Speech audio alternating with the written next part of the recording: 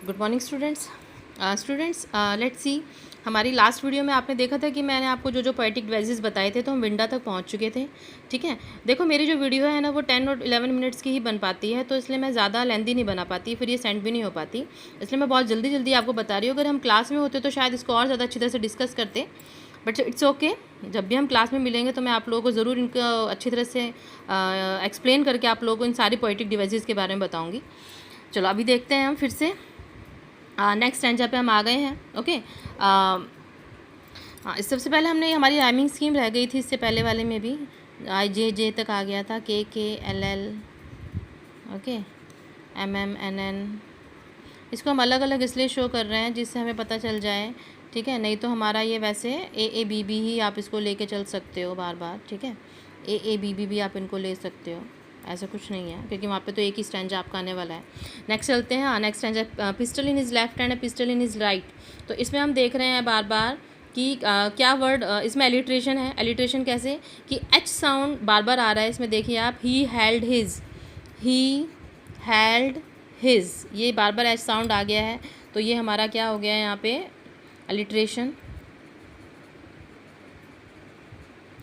Next हमारा आता है इसमें फिर से बी वर्ड बार बार रिपीट हो रहा है, beard was black, okay, beard black, ये हमारा फिर से एलिट्रेशन है यहाँ पे भी, ठीक है। नेक्स्ट है हमारा नेक्स्ट हम नेक्स्ट स्टैंजा पे पहुँचते हैं। इसमें Belinda पेल्ड and she cried help help, ठीक है। इसमें हम देखते हैं कि flat with the terrified Yelp. इस स्टैंजा में मैं आपको एक और पोएटिक डिवाइस के बारे में बताऊंगी जो आपने शायद सुनी होगी, ट्रांसफर्ड एपिथेट, ठीक है। एक और आपकी पोएटिक डिवाइस है, ट्रांसफर्ड एपिथेट इसको कहा जाता है। इसमें क्या होता है कि ये वाला जो पोएटिक डिवाइस है ये मोस्टली एडजेक्टिव प्लस नाउन के साथ मिलकर बनती है, ठीक है। इसमें क्या है कि कोई भी हम where an adjective used with a noun and refer to some other noun, मतलब ये एडजेक्टिव किसी और, यहाँ पे हम देखते हैं टेरिफाइड येल्प है, ये एडजेक्टिव है टेरिफाइड, और येल्प ये है नाउन। येल्प मीन्स टू क्या होता है, येल्प मीन्स हमारा होता है कि आवाज़ किसी चीज़ की, ठीक है। तो वो मतलब किस तरह से डर के वो चिल्लाया, ठीक है। तो ये इसमें हमारा ये है, लेकिन ये रेफ़र करता है किसी चीज़ को। अब ये आवाज़ हमारी डरी हुई नहीं है, इसमें डरा हुआ कौन है, मस्टर्ड, ठीक है। तो जब भी इस तरह से होता है कि हम कॉम्बिनेशन किसी और चीज़ का दिखा रहे हैं लेकिन वो रेफ़र किसी और चीज़ को कर रही है, ठीक है, हम कह सकते हैं कि it is refer to some other noun, here it is transferred, ठीक है। तो इसलिए हम इसको ट्रांसफर्ड एपिथेट बोलते हैं। जहाँ पे बात की जा रही है इसमें एडजेक्टिव प्लस नाउन है, लेकिन ये रेफ़र किसको कर रहा है, मस्टर्ड को। आवाज़ कभी भी डरी हुई नहीं होती, तो एक आपका ये ट्रांसफर एपिथेट आ जाता है, ठीक है। इसके बाद है नेक्स्ट, हम नेक्स्ट स्टैंजा पे चलते हैं। इसमें फिर से हमारा देखिए, आप देखने से पता चल रहा है लाइक आ गया है फिर से हमारा, तो यहाँ पे हमारा सिमिली आ गया है, snorting like an engine. Engine तो धुआं नहीं उठाता है ना, कस्टर्ड की बात की जा रही है कि वो इंजन की तरह धुआं उठा रहा था, धुआं उसका निकल रहा था, खूंखार रहा था वो, सिमिली आ गया है फिर से। And pirate like a robin, अब यहाँ पे देखिए सेम फिर से, टेल लाइक आयरन्स, ये देखिए clashed his tail like irons, अब जो उसकी पूंछ को वो आयरन की तरह पीट रहा था, आवाज़ें जो आ रही थी वो। And pirate like a robin, अब वो जो हम सी रॉबर की बात कर रहे थे वो रॉबिन की तरह उसने, रॉबिन हम जो बर्ड की बात कर रहे थे उसकी, उस पर उसने झपट्टा मारा, ठीक है। तो ये हमारा क्या आ जाता है, ये हमारा फिर से, ये हमारी सब सिमिली आ गए हैं, ये सब एवरीथिंग इज सिमिली है, ओके। नेक्स्ट आ जाता है हमारा फिर से, हमें एक और फिगर ऑफ स्पीच यहाँ देखने को मिल रहा है, ओनोमेटापिया। ओनोमेटापिया क्या, मैंने आपको बताया था कोई भी वर्ड की जो साउंड्स होती हैं, तो इसमें हम देख सकते हैं कि clatter, clank, jangling, these are the sounds. So यहाँ पे हमारा ओनोमेटापिया आ गया है, okay. Next, now let's go to the next stanza. In this last stanza there is alliteration, you can see that gulped, grog, okay, these are the alliteration.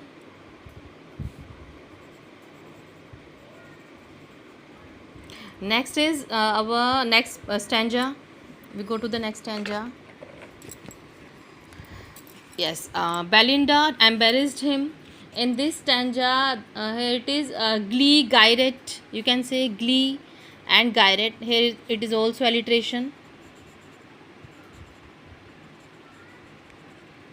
Okay, next next stanza, next stanza पे हम चलते हैं। इसमें हमारा फिर से आ जाता है, रिपीटिशन आ रहा है इसमें, जहाँ पे हमारा फर्स्ट स्टैंजा में this is the same as stanza first, there is only one difference. Okay, okay, yes, in this stanza, first of all we can see the rhyming scheme: mustard, flustered, a, and blink, think, bb, and agree me, cc. Okay, these are the rhyming scheme. Now let's go to the next stanza.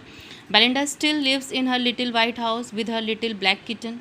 yes, हम इस stanza में देखते हैं कि इसमें फिर से repetition आ गया है। रिपीटिशन किस चीज़ का?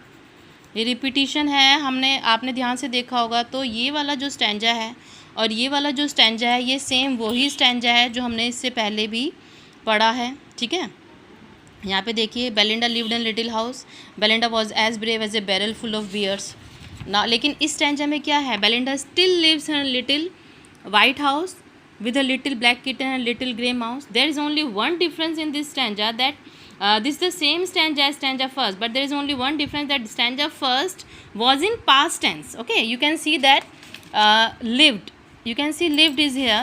तो पहले वाला स्टैंजा जो था वो हमारा it was in past tense, but it is now it is in present tense, that is the difference. And present tense में है ये हमारा। इसके अलावा है इसमें हमारा और क्या है, सेम यही हमारे सेम वही चीज़ें चल रही हैं। ठीक है, और फिर से हमारा रीलियो ट्रूलियो, ठीक है, पोइटिक लाइसेंस जो मिला है, तो ये सारे डिफरेंस हम उसमें भी देख चुके हैं। इसके बाद इसमें भी सेम वही है कि ये भी same as stanza 4, as stanza 4, as stanza first, ये स्टैंजा फर्स्ट की तरह है, तो इसमें स्टैंजा 4 की जैसा है ये।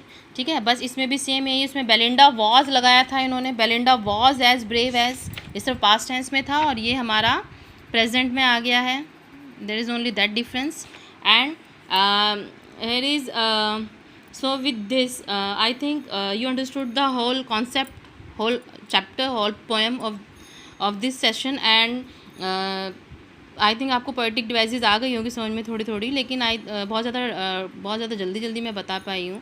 कोई बात नहीं, इट्स ओके। नेक्स्ट टाइम हम लोग और अच्छी तरह से इसको डिस्कस करेंगे। मैं आपकी क्लास अलग से एक पोएटिक डिवाइस की क्लास लूँगी, ठीक है, जिसमें आपको मैं सारे पोएटिक डिवाइसेस के बारे में बताऊँगी, जिससे आपको देखते ही पता चल जाएगा कि कहाँ कहाँ पे कौन कौन सी पोएटिक डिवाइसेस हैं। I hope so with this we have covered the poetic devices of this poem. I hope you understood the poem. Thank you and have a nice day.